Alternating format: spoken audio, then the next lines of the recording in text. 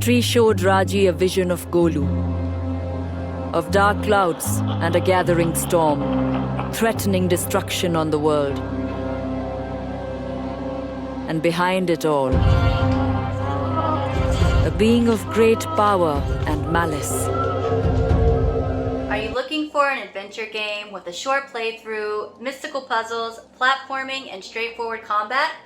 Then look no further than this week's episode of ChiliDawg's Corner Indie Game Reviews, where we will be talking about Raji, an ancient epic. Raji was developed by Notting Head Games and is riddled with a unique cultural inspiration that I have yet to ever experience in a video game. It was nominated for Best Debut Indie Game and is the first time a game developed by an Indian gaming company was nominated for that award. Raji can be found across most platforms and is actually free to play, free to download with an Xbox Game Pass subscription. Now, before I roll into the story, I want to apologize in advance if I don't necessarily pronounce some of the names to perfection. I'm going to try my best, but I can't promise that they're going to be perfect, so I want to go ahead and apologize for that. But going ahead, pushing forward, the story focuses around Raji, and she's an orphan girl who sets out on a journey to save her brother Golu from a demon army commanded by the evil Mahabalasura. In addition to her quest to save Golu, Raji catches the attention of the goddess Durga and Lord Vishnu, two deities that hand select her as the one to permanently free the world of Mahabalasura and his evil once and for all. Throughout the game, you have the opportunity to observe multiple murals that expose you to Hindu mythology and are narrated by none other than Vishnu. There are a total of 6 murals, and each mural unlocks an achievement. So make sure that you guys don't miss out on those achievements and take the time to actually listen to the narration in the murals, because I believe this game actually did win an award for Best Narration. And I can only assume that most of that came from the narration and the storytelling through the murals themselves. So make sure that you guys definitely check this out.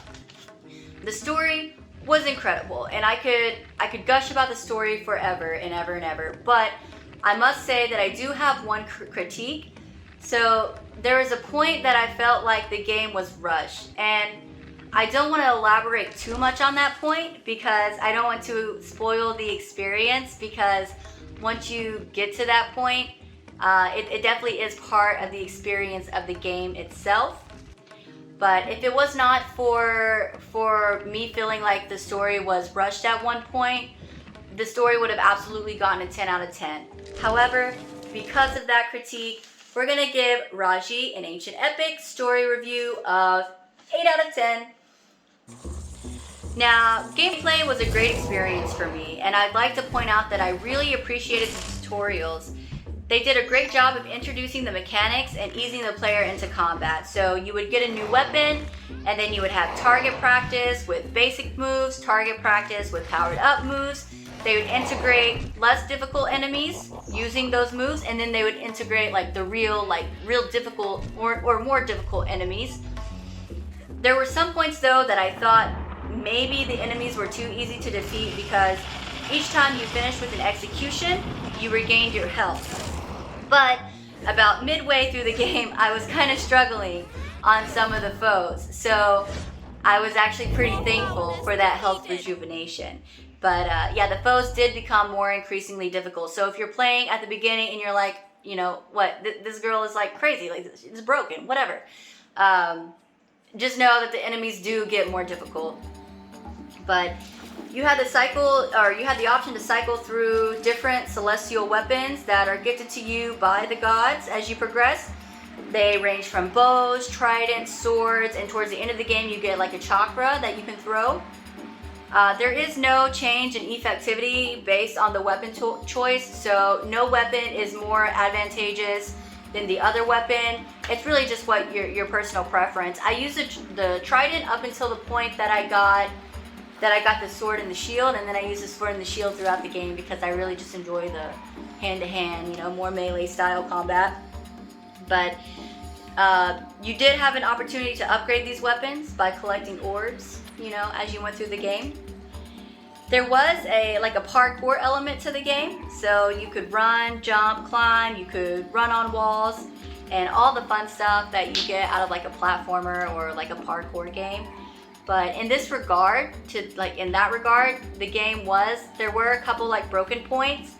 So I would be like climbing up a level or something like that, and then I would just like get stuck, and then I would just like be running, and then I'd have to button mash my way down pretty much. But one scene that stuck out particular to me that had a glitch.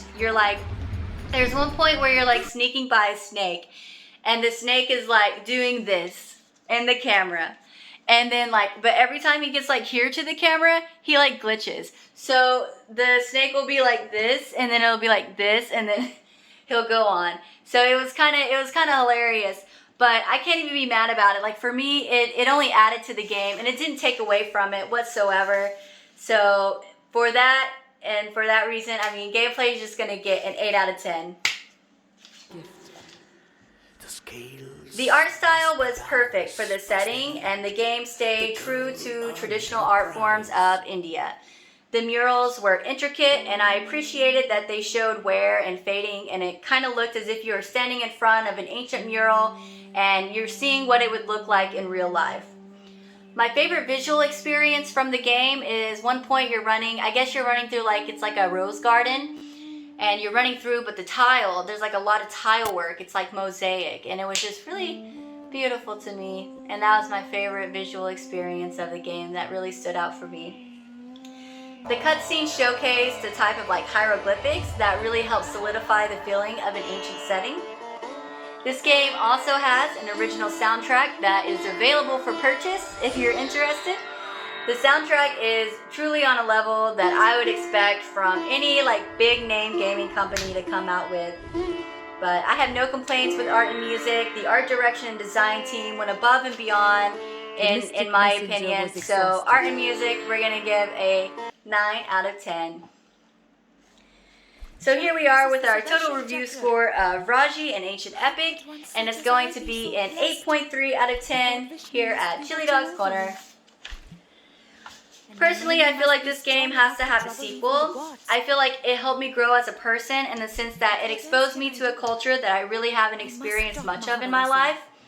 After the game, I found myself Googling more about Hindu mythology, looking at sculptures, and reading about ancient India in general. Despite the few critiques that I had, I really would play this game again and again. And I might actually do so because I didn't complete all 21 achievements.